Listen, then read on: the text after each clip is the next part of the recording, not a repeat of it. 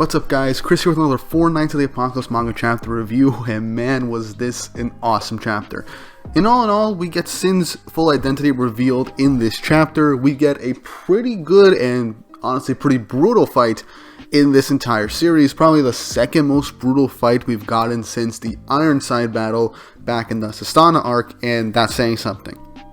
But overall, this chapter was relatively quick. It gave me exactly what I thought this chapter would be like. But before we get into the actual chapter review, don't forget to like and subscribe and hit the notification bell for updates on future videos. It really does help. And also don't forget to check out my Patreon and Ko-fi accounts if you want to support the channel more directly. Links will be in the description below and in the title card up top. Also, don't forget to check out my Instagram and Twitter account and follow me there for updates on future videos and just random posts that I do here and there if you want to see what I'm doing outside of making videos. And with all that said and done, let's get right into chapter 48, Departing from Sin. And with last chapter, we got Edich coming forward and reuniting all 4 of the Dark Talismans that are currently alive and restoring them to full health. And at the end of that last chapter, they surrounded Sin, figuring that he was the brains of the operation. And this chapter takes off right after this, with the whole group questioning why the hell the Dark Talismans are surrounding Sin. And Fetich literally comes up and calls him the brains and the key to their operations, like I just said, and that Percival and the others wouldn't have survived this long without Sin's guiding hand. I like how Sin's kind of playing dumb here a bit, and I like how literally with one word from Sin, the despair in their eyes from their previous situation was just gone. Percival lunges towards Sin and the 4 Knights to try and save him, but then we get Fetich throwing another spell beat, but this time it contains Perfect Cube. And if you guys don't remember from the 7 Deadly Sins, Perfect Cube is a spell from the demon realm that is essentially unbreakable, save for like incredibly powerful beings like the Demon King, essentially. Or if you can use Absolute Cancel, it's completely unbreakable, so it's hard for you to get in. As shown by Percival trying to swing his sword and failing, despite him infusing his own magical power with his sword to make it even stronger. So I like that we're getting some older spells like Perfect Cube again. It was used a lot in the 7 Deadly Sins, and I'm surprised that none of the Knights of Camelot have used this, since especially Merlin is with Arthur at this point. So it's just nice to see this type of thing, and very smart of Fetich to do to keep any outside interference, because one of my comments stated that with the 4 Dark Talismans surrounding Sin, it would make things a little bit easier if they're focusing more on Sin for the rest of the group to focus in and attack them one-on-one if possible. But this completely blows that out of the water, so I'm really glad that it didn't go that way, because it would have made things a bit too messy for this situation. Well, messier than it's going to get.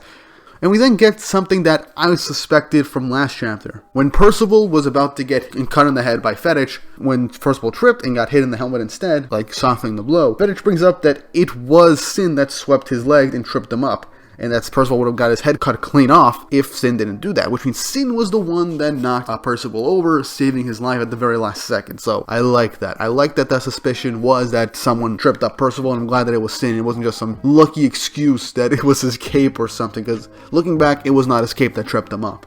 But you can't always tell sometimes. And with this interactions, we get every one of the Dark Talisman's thoughts on Sin in all their situations, as Donnie, Nazians, and On are trying to break in, with probably Donnie and On having the most comedic interactions against this wall. Elegant mentioned that he told them to basically protect their weapons and figuring out his Wither spell. He also helped On do pinpoint precision to make the female knight, I keep forgetting her name, I think it's Burge, lose to On, and helped Donnie awaken to his full potential with his telekinesis against Dolo. And Fetich states that his instincts are telling him that it's very dangerous to keep for everyone around if Sin is not dealt with. He even brings up that Sin is most likely not a regular old familiar of a holy knight, but perhaps does he belong to the king of Leonis? And he then brings up a deal with Sin to let them know everything that he knows, and he'll die painlessly, but if he refuses, he'll die after witnessing a living hell.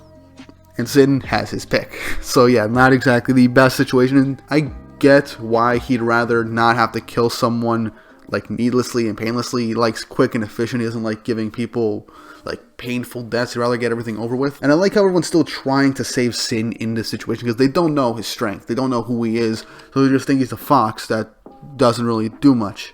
He's just their guiding hand and their guide, and without them, they're kind of lost. And I like how Sin brings up, if I asked for the children's safety in exchange, literally he's cut off by Fetich, stating that it's not possible, as his entire mission is to kill Percival and his friends, since they're basically threat to King Arthur now. And Sin goes to Percival and says he meant to tag along with him a bit longer, but it looks like this is it. As everyone's wondering what Sin's going on, I like how Sin just straight up tells Fetish to quit getting drunk off his own crap.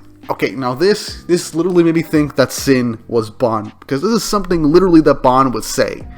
I gotta admit, Naoko Suzuki is doing really good to make us think who Sin could possibly be. But yeah, Sin basically refuses to tell them anything, and as Fetish is getting ready to land a blow, and everyone's crying out for Sin and afraid of the worst, we hear a sound as Fetish lands his sword onto the ground, but it misses. Sin disappeared. And just like that, we get to hear some noise, and then something hits Fetish.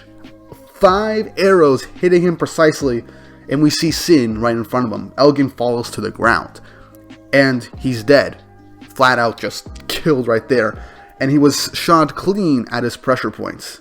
Sin states that if you're ready to kill, you're ready to be killed, right? As Fetish is wondering, is literally thinking, wait, this fox did it? How? As Sin just states, want to see it again? with a pretty sinister smirk on his face, and you can tell he's pretty pissed off also. You also gotta notice the line work on Sin, almost like he's dissipating or he's giving off some kind of aura. But anyway, Bird uses her wind singles to go against Sin, but as they make contact, Sin is like a phantom, essentially, like an illusion being cut off. Like he's just dissipating. And then Burge gets shot twice by arrows in her pressure points as well, killing her. And I like how Percival mentions to Donnie and Nazians about the arrows that they've seen before, as that arrow was used to take out Tulsker's doll back in the Echo Gorge arc, as they're wondering that Sin was the one that actually did all that, and they're wondering what the hell's going on. Dolo, completely enraged, he said he's going to kill him no matter what, so he does care about his comrades, but literally, Fetish is literally trying to tell him, do not use his magic power in here, as he ignores his captain and uses impact. Basically slamming the dead bodies of his comrades against the wall. Same with Fetish, but Fetish manages to avoid it.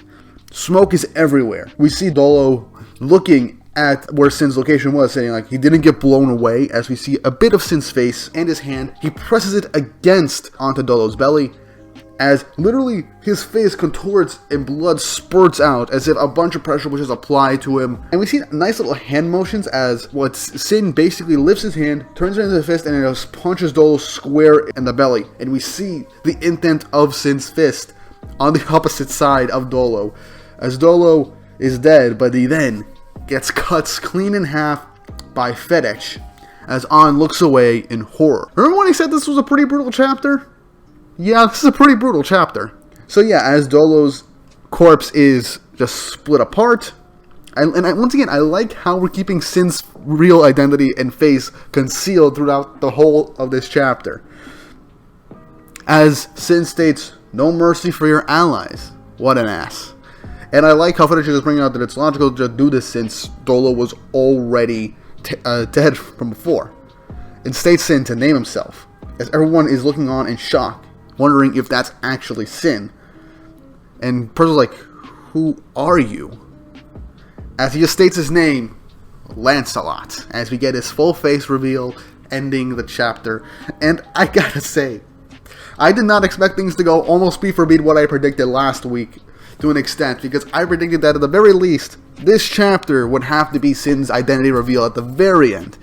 And when I heard between the release of that chapter review and this chapter, like 2 days before, on like Saturday or Sunday, it was the supposed title of this chapter was released, and it was also said that chapter 49 was going to get a color page. So I'm like, okay, something big is going to happen at the end of this chapter, because the last time we got a color page was Gother's reveal at the beginning of, I believe, chapter 39. I knew something big was going to happen.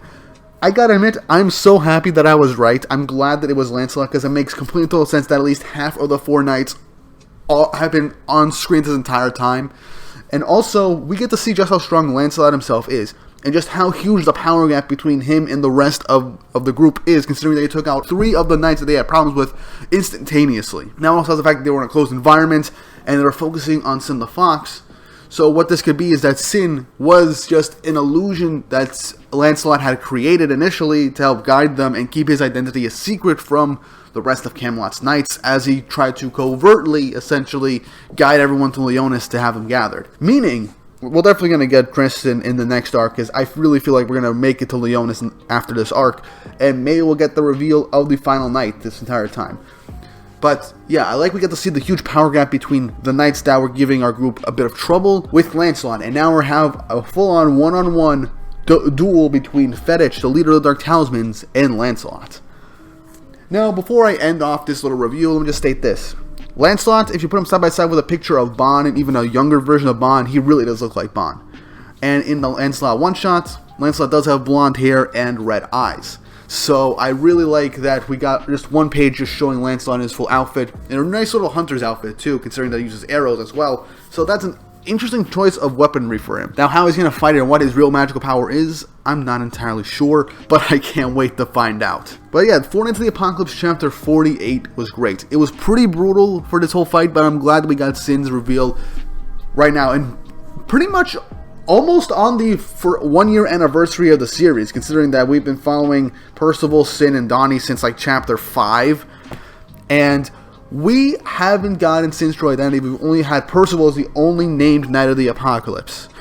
So I like that literally with a year in, we finally get the reveal of the next knight, which is Sin, who is truly Lancelot. So I like that little thing. I like how Nakaba has been planning this out from the beginning. It was a nice and well done reveal. It was a little nice that Lancelot does kind of have a bit of Bond's personality traits, especially when he with what he told Fetich, saying that he just got drunk off his own power essentially, and that he's just a dumbass. And with the way Sin's eyes tend to get when he's serious, it literally reminds me of Bond.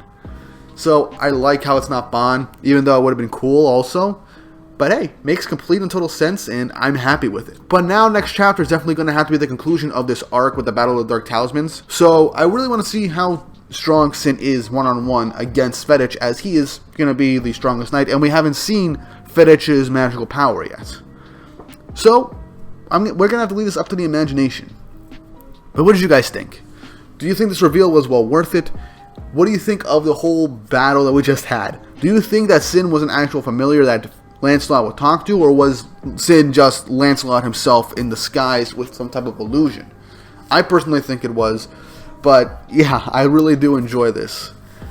Leave your thoughts and opinions down below on how do you think things are going to play out for next chapter as well in the comments. Also, what do you think? Are we going to get to Leonis after this arc finally? Or are we going to get another arc between this whole arc and Leonis? Because I really feel like we have to make it to Leonis at this point. Also, don't forget to like and subscribe and hit the notification bell for updates on future videos. It really does help. I want to keep doing Four Knights content as much as possible, so I really hope you guys can help me support the channel and help us grow to reach an even bigger goal. And with all that said and done, I hope you all have an awesome day.